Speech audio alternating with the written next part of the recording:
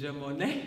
Alison Rosa Clark. Oh, so yes, my name is Alison Rosa Clark. I'm a super senior here at the Evergreen State College, mostly Olympia campus. As I've shared with you and a number of people over all the time I've been in the Pacific Northwest, which has been a short period of time, I'm in my 60s, right? So that's like, really, Alison Rosa? Really? So yeah, and going to be 64 at the end of June this year. So I'm glad that I'm still on the planet. I'm glad that there are things that I still want to do on this planet, people I still want to connect with on the planet, and people that I would still like to meet. I am not from the Pacific Northwest. I was born in Chicago, Illinois, the first of 5 children. And I'm not sure what side of the city I was born on, in, whatever, but my parents, they were young. They were in their 20s when they had me. And in fact, I was born on their first anniversary. So it's a little interesting. So in my earlier years, I was very upset that I didn't have my birthday to myself. Okay, it's like, yo, what's up with this? So then I had siblings who were born in some odd times too. One young brother was born on the 13th, and that turned out to be a Friday the 13th. And then I have one brother who was born on Christmas Day. So December 25th. So, it's odd in our family, these births when they come in. We lived in Chicago, and I lived with my family for a number of years, probably, until I went away to college, the first time. And that was in 1970. So the period from, 1952 to 1970 was a very interesting time frame for me. My family, I would say working class in terms of, looking at the way people live in that way, sociologically, so the class thing, and hardworking. And when I say that, I mean my dad oftentimes had 2 jobs that he was working. My mom had 1 on top of dealing with the children. They attempted to support us by enrolling us in parochial school to keep the gang elements from being a very powerful force, not just for their daughters, but for their sons. So that was a very, very powerful scenario. And I would say that some of the things that happened during that 18-year period were really very challenging. A lot of displacement in terms of where we lived. I know some people actually had one place they lived for like a whole bunch of years. But there was a time in my early life when I started to count how many different places we lived in. And it was shocking. But I was like, well, I survived, right? So we had a lot of displacement. Some of it was purposeful by the owners of property. Some of it had to do with arson. Burning poor people out of property. And this is before the terminology of gentrification became a fashionable terminology and well understood. So I lived in the period before that. It was very, very, very painful and very hard. And then also sometimes if my parents' income wasn't up to the level of keeping us in good housing, we'd end up somewhere else. I remember also my mother was not a well woman, even though she was fairly young. Like I said, my parents were in their 20s when they started to have me. They started to have their children. But my mom did not have what I call very robust health. And so in the course of, I would say, especially in my mid-teens, maybe even in my early, in my what they call adolescence, that period of time, from that period coming forward, her health was in deterioration. Now, my mom actually was in a tuberculosis sanatorium at the time. Now, she was in this serious medical condition of serious lung issues and surgeries and things of that sort. I think what I want to say about those years is that there was just many forces, extreme, you know. We lived through them, obviously. Some of us are still here in 2016. Both of my parents have passed on. My mom in 1972, and she was 44 years old.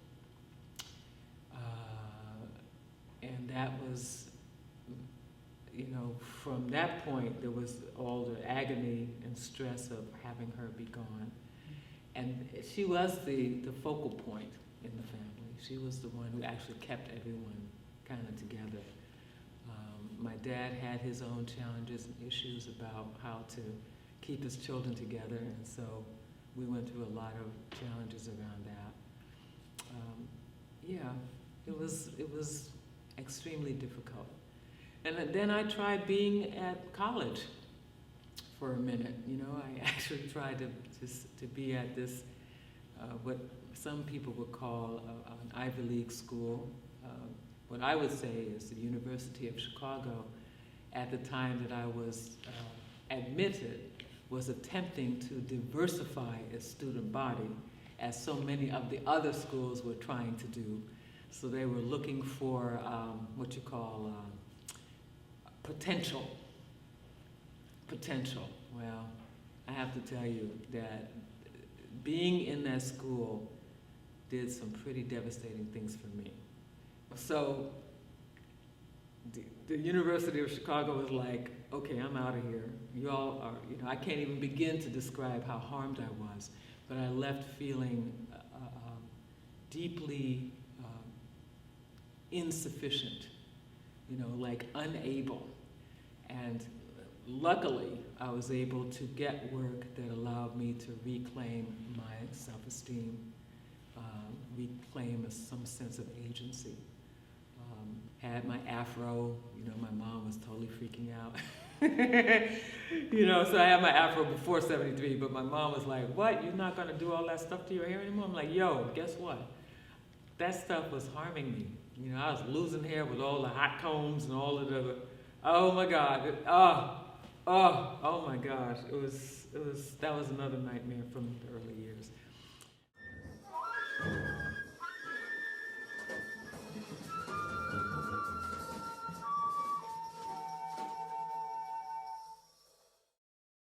All right, so me, the educational journey cannot be separated from all the other forces, right? Because when you're a baby, when you're a youngster, you don't know how to discriminate and discern. You don't know that what you're being given inside of the culture is a bunch of crap. You have no idea. You take it as what it is. You know, all of us babies, we grow up thinking that every single thing that we're getting is the truth, is reality, and is the way things are supposed to be, right? That's what we all come into the world with, right? And we're this, you know, we're this clean slate. We come in or a sponge that, you know, you pour all the ingredients on, the sponge, you know, just absorbs everything, right? So, you know, it's only in retrospect, right? So the retrospective for me, hindsight, and the hindsight actually being bolstered by Marimba Ani's work, Chinwesu's work, and a few other people who have had some very intense vision and very intense analysis, have been able to bring in that allowed me to go, what? Holy shimolians! What? A bunch of crap? All of this shit? What? Are you serious? And before them, Dr. Frances Cress Welsing, she put something on me, right? With her Cress theory of color confrontation and racism, white supremacy. I was like, what? Right? So my whole scene got blown up. But before that, of course, I had my suspicions. But they were young suspicions, you know, not actually bolstered by a deep scholarship.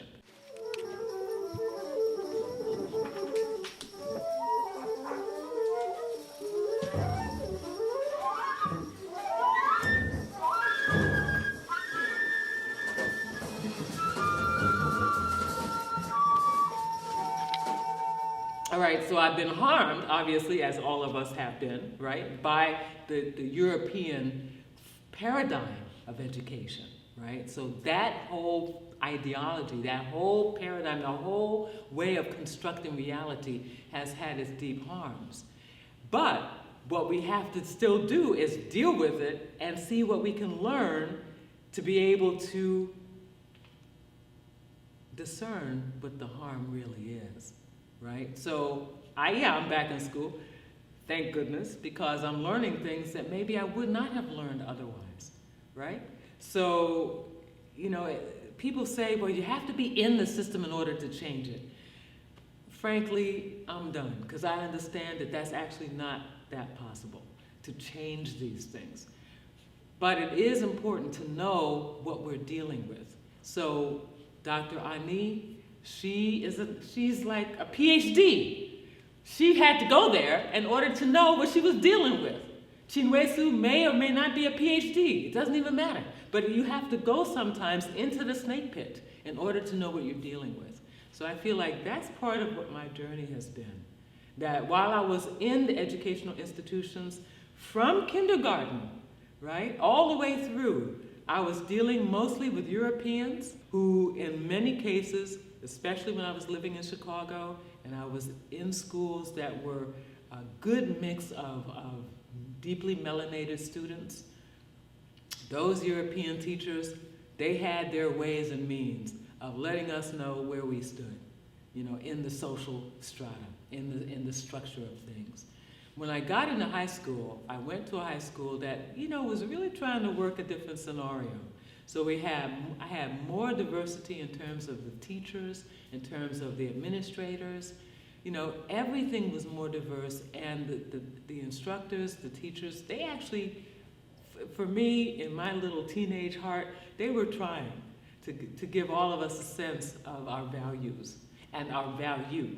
So they supported us in ways that I didn't experience in grade school, and didn't experience in the early college, years.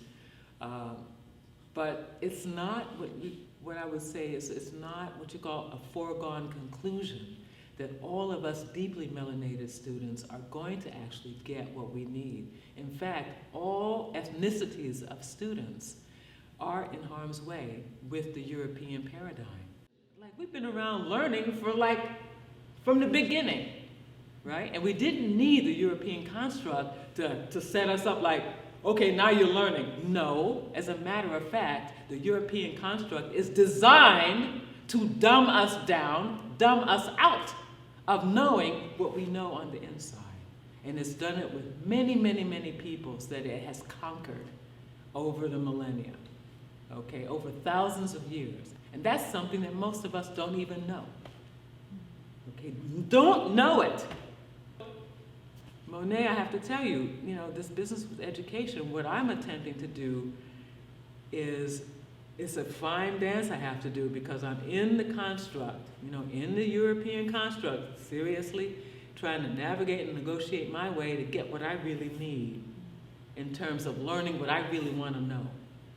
And having to learn it from scholars who are using the conqueror's languages to do that, This is like very heavy shit, pardon my language, but you can keep it in, because it's the truth, right? It's very intense to be using the conqueror's languages, all these European languages, and have so many of our own original languages wiped out, through the whole process of conquering, genocide, colonialism, the whole 9 yards, right? So still with that, having some part of my heart and my spirit intact somehow or another through all of this. And thankfully for Dr. Ani, she helps me really, really appreciate that even the language that came out of Greece and Rome, all these terms like equality, like freedom, democracy, all this stuff was a bunch of crap. Individuality, like what? Are you kidding me? There are some people who didn't even have that concept, because you don't get to be an individual. You get to be a part of a whole group of peoples, and you don't exist except for them. Now, come on, right? So when you can reduce people and literally take them out of that whole grouping of relationship, when you can take them out of that, you can easily wipe them out. And if you don't wipe them out physically, you can wipe them out on every other level. And so they might as well be walking dead people. Because that's all there is left, right?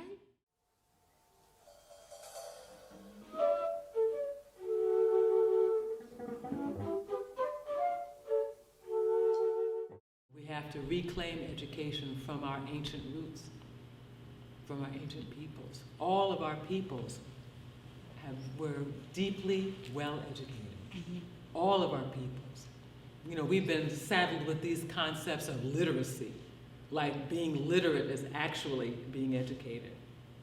All right, so we keep being saddled and hemmed down and pinned and like constrained by European constructs of being educated that absolutely have nothing to do with our real knowing. So every child, every baby, every, you know, like the sperm and the egg, you know, that make that connection, you know, and hopefully they're with people who actually care about life, and hopefully they're with people who actually care about themselves deeply on the inside, and who are actually discerning what's going on in the cultures and discerning what's going on in society. So often, all of us are growing up inside of a web of forces that, the convergence, that don't allow us to see, right? They don't allow us to see what's really going on. So for me, what I can tell you is this. There are certain things that would happen that they didn't sit well with me. I'd have certain experiences going from a young age all the way through today that don't sit well. And so there's that little, that I don't know, it's like this, it's a life force, it's a little baby life force that still remained intact inside of me to be able to go, wait a minute, this doesn't feel right, right? Even if I feel destroyed, there's a place inside of me that goes, wait a minute, first of all, I'm not totally destroyed. And secondly, what happened to me don't feel right, right?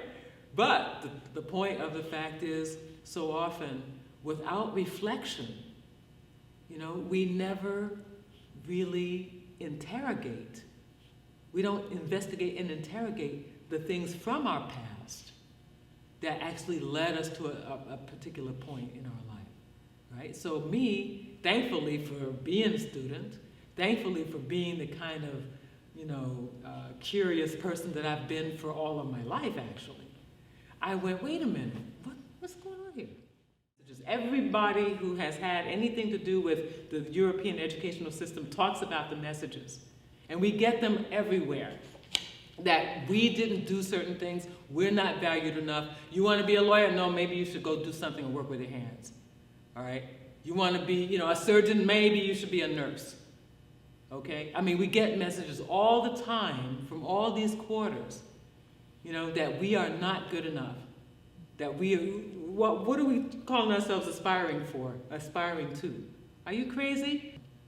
Yeah. So what we're up against in our moments here is the reflection is absolutely critical. Absolutely critical. That even young people take a moment to go back and think about what happened in their life. You know, from a young age. Now, if there's someone who kept journals, you know, or had their secret books or whatever, diaries, then they've been writing about stuff for a long time. But if they're not that kind of a person, maybe there's another way that they can remember.